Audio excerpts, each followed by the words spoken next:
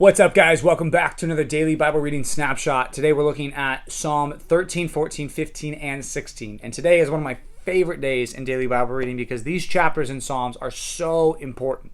Chapter 13 is one of those lament psalms where David asks God, "How long, O Lord? How long are you going to wait? How long are you not going to act right now?" But then in verse 5, he comes in with the truth. He says, "But I have trusted in your steadfast love, and my heart shall rejoice in your salvation. I will sing to the Lord," right? It's funny how he goes from asking God, "How long are you going to wait to do this?" to full trust in God. "But I have trusted your steadfast love." That's what we should do. Don't stay in the complaining phase. Don't stay in the down phase where you're just upset that God hasn't acted fast enough. You should, as you feel those feelings, take those to God and then turn like David does and say, "But I trust you, God. I trust your steadfast love, and I'll even sing for joy now," before his situation changed. His situation didn't change, but his trust changed. And when his trust changed, his attitude changed, and he started praising God for it. So that's chapter 13. Chapter 14 is an often misunderstood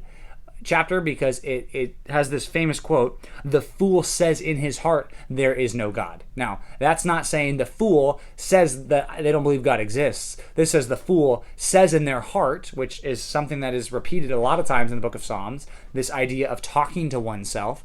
There's no God. God doesn't care about this. It's not necessarily the atheists who are doing this, although atheists do that. They reject God's existence.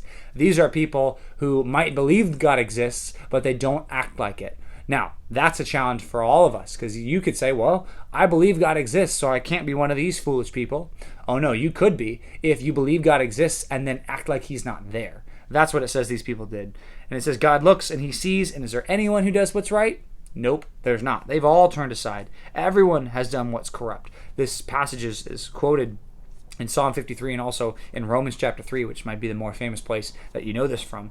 But basically, everyone's turned away from God. Now, chapter 15 goes along well with it because there are some people that haven't turned away from God. And this is what it says here. It says, "Who shall dwell on your holy hill?" Basically, David asking the question, who can live with God? Who are the people who can relate rightly to God?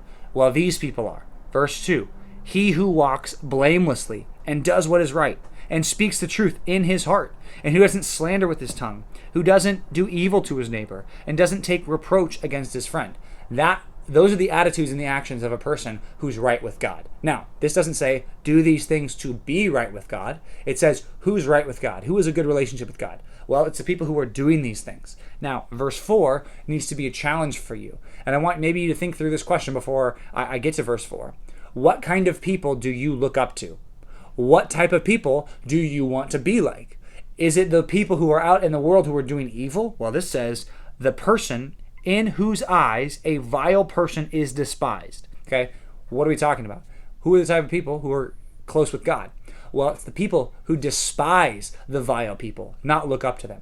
The problem is for many people today, and maybe for you, you look up to people who are evil instead of looking down on the evil that they do.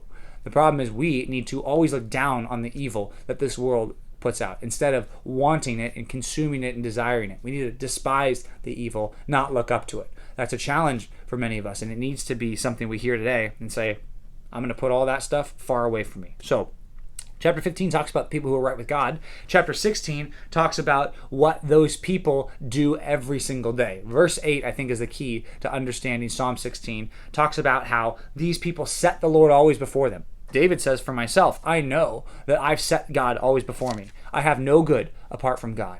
Although I look at the world and I see those who run after all the other gods, they have a hard time. Their sorrows, they multiply. But for me, I want to have the people in my life to be the closest to me, the ones who are also pursuing God. The saints in the land. They are the excellent ones. They're the people I want to be with. I know that I have set the Lord always before me. Every day, I'm focusing on worshiping God. I'm focusing on knowing God better. I'm focusing on seeing God rightly. That's my focus every day, setting the Lord always before me, right? And then it says, because of that, my heart is glad. I know God won't abandon me to the pit, to the word Sheol, the pit. Now, this passage is quoted talking about Jesus because this is the reality that Jesus experienced. God did not abandon Jesus to the grave, but made him rise, raised him from the dead. Jesus rose from the dead because God did not abandon him. So we see, even in this, we see David, it's true of David, but it's also in a greater way true of Jesus Christ himself. So as we see some of these messianic psalms, which means the psalms about the Messiah, we'll always try to point those out to you here on DBR Snapshots, but I also want you to see there's the short-term and the long-term fulfillment of these. And the long-term fulfillment is in Jesus, who is not abandoned, but in fact, God raised him from the dead. So, all right, that's a lot from the Psalms. That's why I said it's one of my favorite readings that we have all year, because these Psalms are so important. We're looking now in the book of Acts, Acts 18. Now, Acts 18, Paul is in the city of Corinth. Now, Corinth is that city where we get the books to the Corinthians. 1st and 2nd Corinthians, Paul writes those to this church, but we see him here in this church. He meets two people, Aquila and Priscilla. Aquila is the husband, Priscilla is the wife. Although there's not many people today named Aquila, there's more ladies named Priscilla. But anyway, they're this couple that's important. He meets them. He actually lives with them for a time because he does the same thing they do. They both made tents. They worked with probably animal skins. And because of that, they get to know each other. These people are Jewish. They used to live in Rome. They were expelled from Rome for being Jewish. And there's some history that you'll read about here about that. But it basically says, as he is preaching and teaching here in the city of Corinth, people are getting saved. Even Crispus, the ruler of the synagogue, he gets saved. But there were some people that opposed him. But something interesting happens here that doesn't happen every day. It's where Jesus talks to Paul, and what he says to him is, don't be afraid to stay here for a while. I want you to stay in Corinth because there are many people in this city that are my people. What does that mean?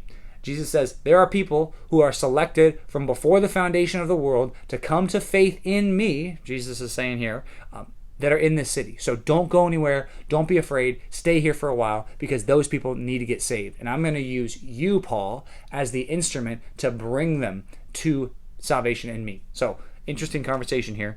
That happens. And then in the next part of this scene, they go to Antioch, and that's one of the home bases here, the hubs of ministry. Paul goes back to Antioch, but there's this Jew named Apollos who's speaking the scriptures really well, and we're going to see a little bit more about him next time. But what we see here is that he's preaching good things about God, but the problem is he only knows John the Baptist and before. So he knows all the Old Testament, he knows John the Baptist, but he doesn't know about Jesus. So he needs to be corrected in a sense, he needs to be led in a better way to teach the truth about Jesus, and when he is led in the right way, he does teach the truth. This very intelligent, smart person named Apollos, he is really changed by the word of Jesus, and he starts preaching the truth about Jesus here too. So, but the big thing I want you to take away is I want you to draw encouragement, just like Paul drew encouragement from the words of Jesus. There are people in this city that are mine. Now, God has not made that specific promise about your city, but I do think it's true that God has his people in your city that have not come to faith in Christ yet. Now, it's up to us to take this gospel out and share it with people. If if you don't do it, God is going to use someone else to do that. And what I would just recommend you to do is say, I want to be a person that God uses to bring the gospel to other people. Because if it's not you, God's going to use somebody else. But I'd love it to be you taking the gospel to people and seeing other people saved. So thanks for reading with us. We'll see you back tomorrow for another Daily Bible Reading Snapshot.